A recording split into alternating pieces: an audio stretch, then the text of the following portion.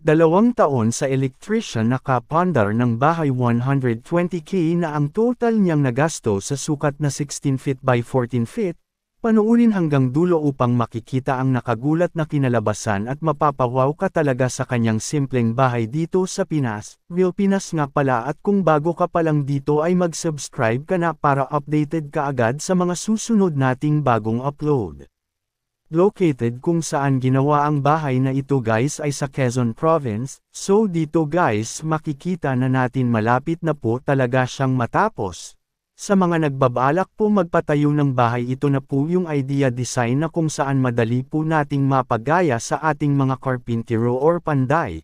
Ang nakagandahan sa mga ganitong style na bahay guys ay pulido talaga yung design at talagang pangmatibayan. Ang bahay na ito ay simple house design lamang, gawa ito sa concrete lahat at yung pinaka-trusses nila dito ay kahoy. Bali ang ginamit nilang kahoy dito ay mahogany, ito po yung ginamit nila kasi matibay na rin ito at kaya rin itong tumagal ng mga ilang taon. At dito sa ginawang terrace or balcony nila guys ay talagang dito ako nagandahan, kahit saan ang gulo mo pa siya tignan, talagang nababagay siya sa design ng bahay.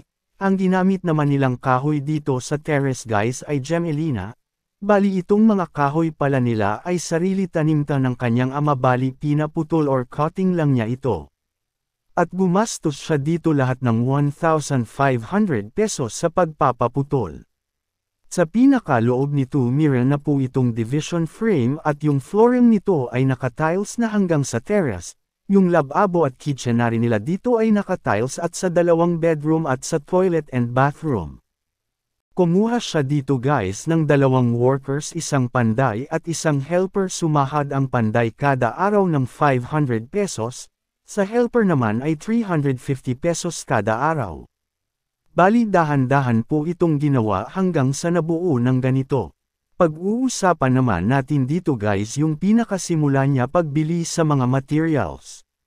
Yung pinakauna niyang binili ay hollow blocks, nakabili siya dito ng 700 hollow blocks, at ang per pieces nito ay 12 pesos ayon nga sa kanilang lugar.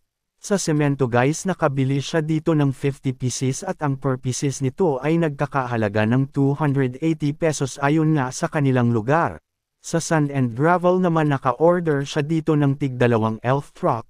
Sa bakal naman or kabelya guys nakabili siya dito ng 10 mm.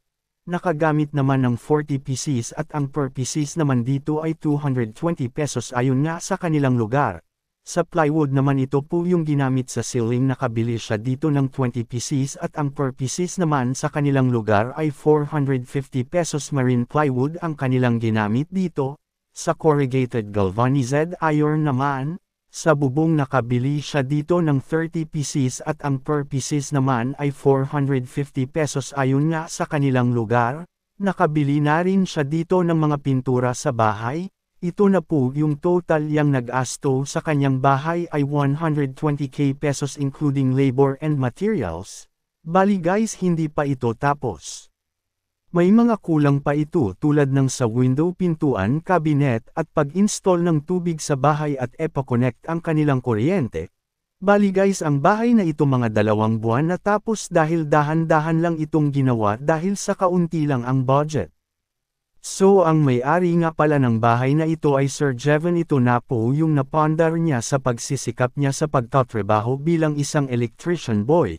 Once again congrats sa'yo Sir Jevan sa nakaka-inspired mong bahay. Talagang maganda na naman itong idea design para sa ating mga kababayan dito sa Pinas, at para sa mga nangangarap magkaroon ng sariling tahanan. God bless all. Subscribe.